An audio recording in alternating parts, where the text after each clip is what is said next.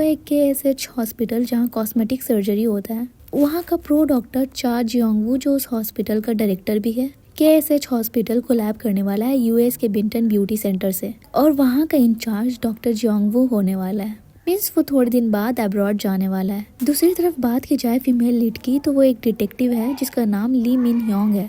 वो एक केस के सिलसिले में एक पब जाती है उस लड़की को पकड़ने जो लड़कों को बकरा बनाकर पैसा लूटती है और पुलिस से बचने के लिए प्लास्टिक सर्जरी करवाए रखी है और लास्ट सर्जरी उसने डॉक्टर चा से करवाई थी। उस पब में इत्तेफाक से डॉक्टर चा भी मौजूद होते हैं और वो लड़की उसे रोककर बात करती है जिसे दूर से मिन ह्योंग दिखती है। उतने में वहाँ हान वूजिन आता है और डिटेक्टिव पे लाइन मारता है क्योंकि ये ऐसा भवरा है जो पब जाता है और फूलों के इर्द गिर्द मंडराता है। मिन ह्योंग के लिए अभी वो डिस्ट्रैक्शन बन रहा था क्योंकि उसका फोकस उस लुटेरी औरत पे था, पर तब तक वहाँ से डॉक्टर चा चला जाता है और वो लुटेरी डिटेक्टिव को देख लेती है और वहाँ से भागने लगती है। मिन ह्योंग वूजिन को दफा करके उसके पीछे भागती है और आखिर में बहुत मारा पीटी करने के बाद वो उसे पकड़ लेती है।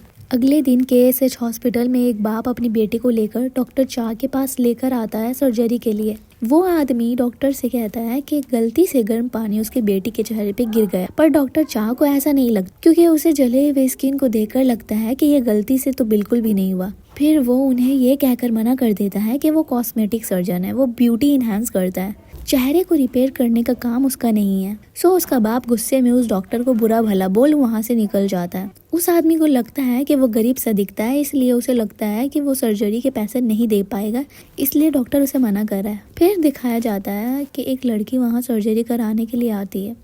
अपना फेस का वो कॉन्टोर चेंज करना चाहती है क्योंकि वो एकदम अलग इंसान जैसे दिखना चाहती है। डॉक्टर चा उसे अच्छे से सोच समझ कर डिसाइड करके वापस आने को कहते हैं। जब वो लड़की पार्किंग एरिया में होती है, वहाँ एक लड़का आता है जो उस लड़की को स्टॉक करता है और जबरदस्ती उसे अपने साथ रिलेशनशिप में आने को कहता है। वो मना करती है तो वो जबरदस्ती करने लगता है, जिसपे वो उसे पुश करती है और वो नीचे गिर जाता है और उसे थोड़ी हाथ में खरोच आ जाती है तो उसे बहुत गुस्सा आता है। वहाँ एक कांच के बॉटल से वो उसके फेस पे मारता है जिससे उसके फेस के बोन का फ्रैक्चर हो जाता है और वो वहाँ से भाग निकलता है। वहाँ डॉक्टर किम जो उस हॉस्पिटल का सीनियर है उस लड़की को इंजर्ड देख लेता है और डॉक्टर चाह को इमरजेंसी में सर्जरी करने को कहता है। पहले तो वो मना करता है ये बोलकर कि वो फेस पे रिकंस्ट्रक्शन नहीं करता, लेकिन डॉक्टर किम कहते हैं कि तुम इमरजेंसी सर्जरी और कॉस्मेटिक सर्जरी में सर्टिफाइड हो, ये काम तुमसे अच्छा कोई और कर ही नहीं सकता। और प्लस हॉस्पिटल को प्रमोट करने और उसके फ्यूचर को और ज्यादा सिक्योर करने के लिए वो उसे जोर देता है और उस लड़की को इमरजेंसी सर्जरी की सख्त जरूरत थी, इसीलिए वो जल्द से जल्द उसकी सर्जरी कर देता है।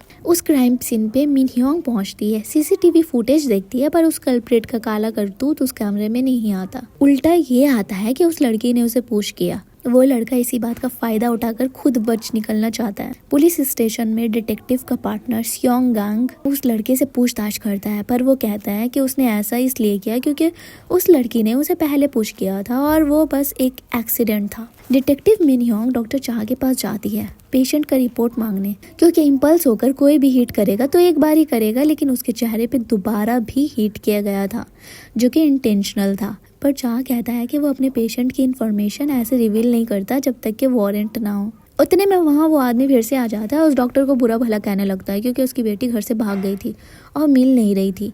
वहाँ वूजिन और कुछ नर्स उस आदमी को बाहर निकालने आते हैं और मिन ह्योंग उसे देखकर पहचान लेती है कि ये तो वही ठरकी है, तो ये डॉक्टर है। दरअसल वूजिन भी उसी हॉस्पिटल में एक सर्जन है, पर डॉक्टर चाह की तरह प्रो नहीं है। यहाँ वो लड़की डिस्चार्ज हो जाती है और डॉक्टर चाह उसे 10 दिन बाद फिर से चेकअप कराने के लिए कहते हैं, जिस पे वो बोलती है कि उसे नहीं पता कि वो इन 10 दिनों तक जिंदा भी होगी या नहीं। जब वो हॉस्पिटल से निकलती है तो वो लड़का उसे जबरदस्ती कार में बैठा कर ले जाता है। वहाँ डिटेक्टिव मिंग ह्योंग पहुँचती है और उसे कार से ज्यादा देख लेती है, पर अचानक से उसकी गाड़ी टक्कर लगने की वजह से वो डॉक्टर चाह के कार में बैठकर उस कार का पीछा करती है।